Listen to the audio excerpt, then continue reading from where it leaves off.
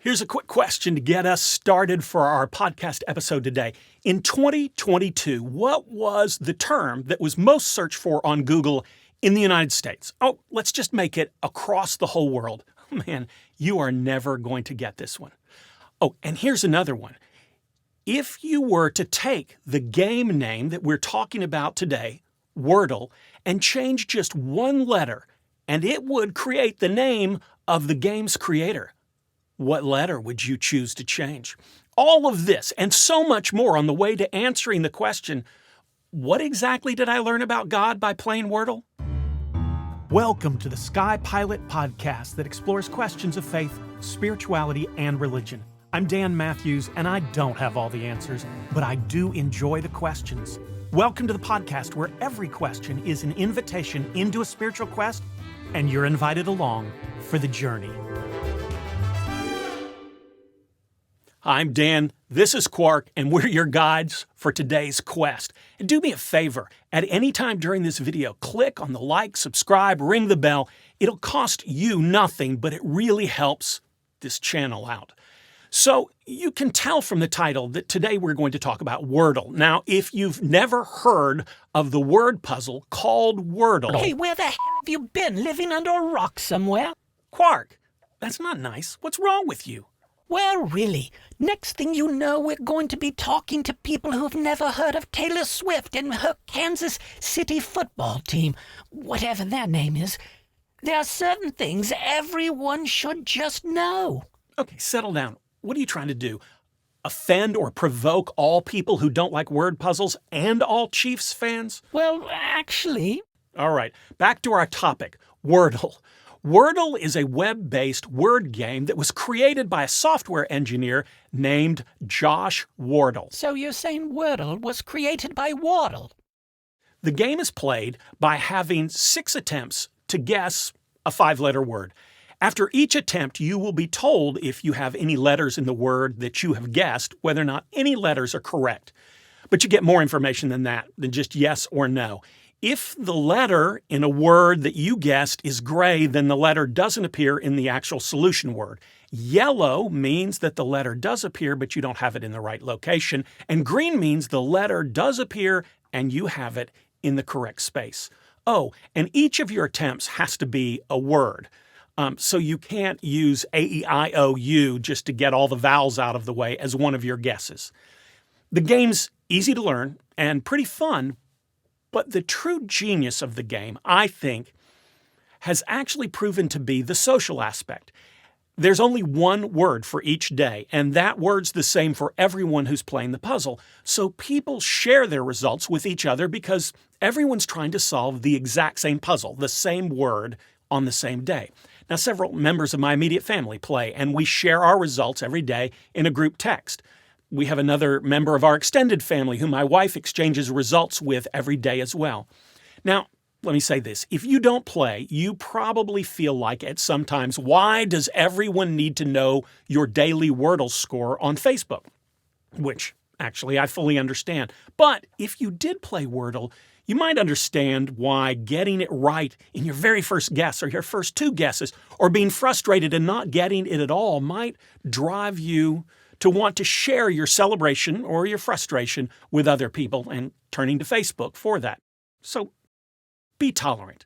And it's probably better than the person who shares a picture of their lunch every day.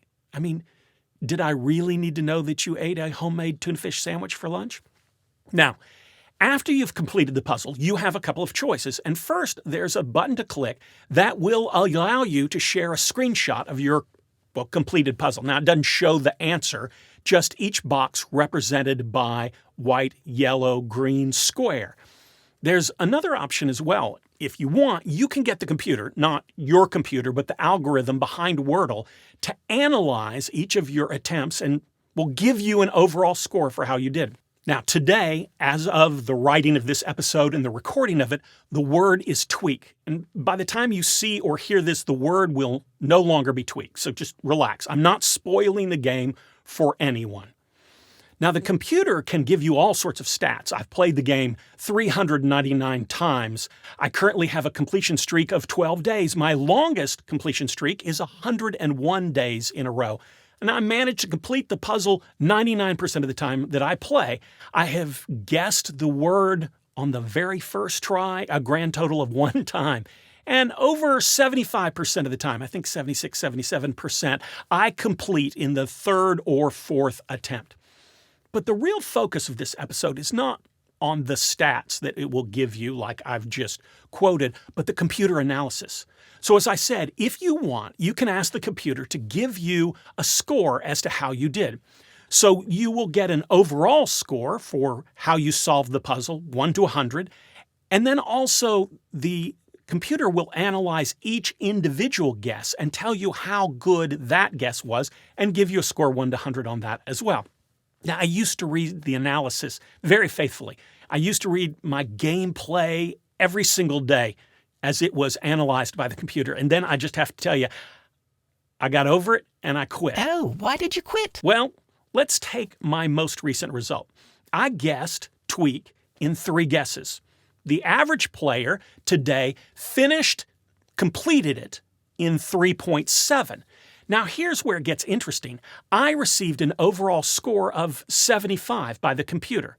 The average person got a score of 82. So I did better than the average person in my overall guesses, but worse than the average person in the analysis of how I did. How is that possible? Well, I used to wonder that as well. And then I realized what the computer's doing. The computer doesn't know the word in advance. Well, not exactly. What the computer does know in advance is the complete set of words that can be used. People who have worked on this and figured it out say they have deduced that the total number of words from which the daily word is chosen is roughly 2,300.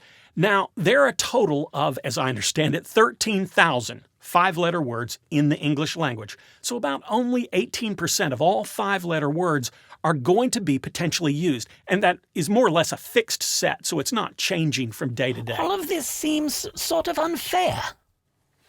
Well, maybe not as unfair as it sounds on the surface. For example, there are plenty of archaic 5-letter words that are in the dictionary but aren't in common usage any longer, and those would not be used. So the 2,300 words are, for the most part, let's say the most commonly used 5-letter words of those 13,000 that are the possible total set. But still, when the computer goes to analyze how I did at Wordle, it goes about it very differently than I might expect.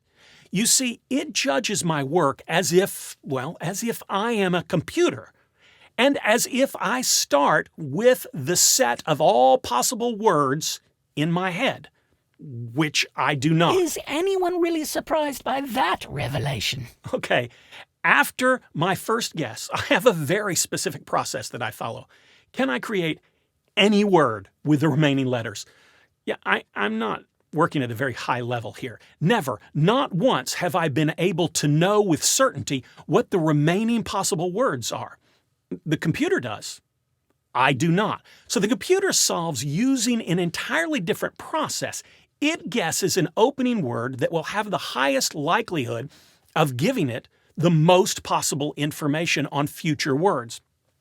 Evidently, its favorite opening word right now is trace.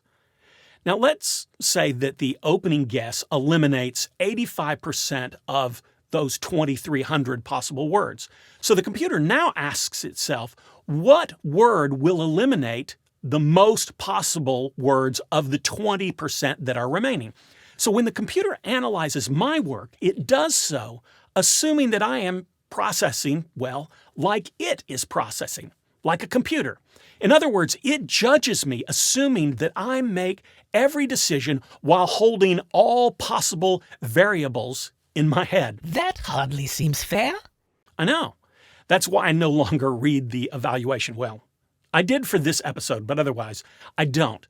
I don't like being evaluated by that standard. I don't like being evaluated using a process that isn't humanly possible. That seems unfair to me. Oh, got it. You do?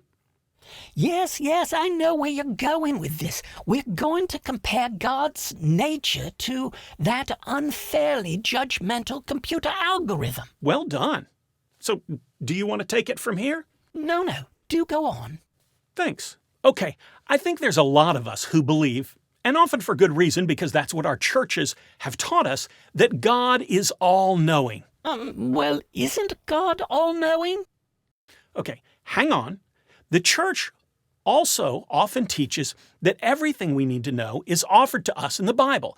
So, if the all-knowing God has given us everything we need in the Bible, then every single problem, every single obstacle in life should, well, according to lots of churches, be easily and obviously solvable. So, in some sense, I think elements of the church have led us to believe that there's no excuse for anything but success in life because we have all the information available to us. Now, there is, in my view, a problem with all of this. First, imagine that God's knowledge is, well, analogous of those 13,000 words, and the Bible is the subset of 2,300 words. None of us is still able to carry all of that and consider all of that every time. You may have read the Bible 16 times in your lifetime, but you can't carry all of that at any given time, ever, when you're making a decision. God is indeed all-knowing. The Bible, as magnificent as it is, as a source of wisdom, is a minuscule subset of God's entire knowledge and wisdom. And even then, we are limited as to how much of that we can incorporate, process, consider, be aware of at any given moment in our lives when we're making decisions. I remember being in English class in college once, and we were reading, I think it was one of the plays by Shakespeare. The professor was asking us to give some thoughts on the meaning behind a particular passage that he had pointed out, and one of the students spoke up and offered an opinion. The professor looked at him for just a second and said, in essence, wait, what? Say that again. Explain what you mean. After the student did exactly that, the professor said, I've been studying this play for 40 years. And that is both a new perspective and absolutely wonderful. Now, even after 40 years, he was discovering something new about the subject that he thought he was the leading expert on campus. Well, actually, he absolutely was the leading expert on campus. The role of a Christian, actually any person of faith, as far as I'm concerned, is not to claim, nor even to expect to have all faith, religious, spiritual knowledge held in our minds and our souls in a way that makes us master of all of that in this thing we call life. Nor is God judging us by any kind of standard that resembles the computer process. God doesn't say, you have all information available to you. Don't screw this up. God does have all the information. We do not. Doesn't that create a new danger, that there are no standards, or we can do anything we want and it's fine? Well, you might think so, but I ultimately think there is a different standard, and that is, were you trying to do your best with the information that you had? Well, then everyone is fine by that standard. Everyone's doing the best they can at any given moment. Is that true? I would say it's not. Now, I may be more flawed than the average person. Yes, your Wordle stats seem to imply so. Absolutely. But by using my own life, I would say that there are plenty of times where I have not based my decisions on the best information I have. There are times when I allow my laziness or greed or envy or anger or pride. I think that's enough sharing. We could go on all day. Or any other number of unhealthy motivations to skew my decision-making process. So I think the standard is this. If you made a great decision, then everything is good. But if you don't, do you recognize that you didn't make a good decision? Are you willing to learn from your mistake? Are you intending to try to do something different the next time? Ultimately, here's the standard I think that God holds us to. During this thing called life, are you willing to acknowledge when you made a mistake and learn from the mistake and attempt to do something different the next time? I think what God wants to see in us is pretty simple. A willingness to learn and an openness to growth. Not perfection, not knowledge, just a willingness to learn and to grow. That's all for today. Do you agree with me, or have I totally missed the mark on this one? Is God expecting us to learn and grow, or is there something basic, fundamental, obvious that you think I've missed in all of this? Either way, let me know if you agree or if you think there's a different standard that God is going to hold us to in the comments section below. Oh, and on your spiritual journey, may you ask questions, seek answers, and boldly go wherever the quest takes you. Thanks for joining us here today and being part of the SkyPilot Faith Quest community. This is a great place to ask questions you wouldn't feel comfortable or safe asking in other places. And remember, the sign of a strong faith, solid religion, or healthy spiritual journey is not certainty, but that you keep asking questions.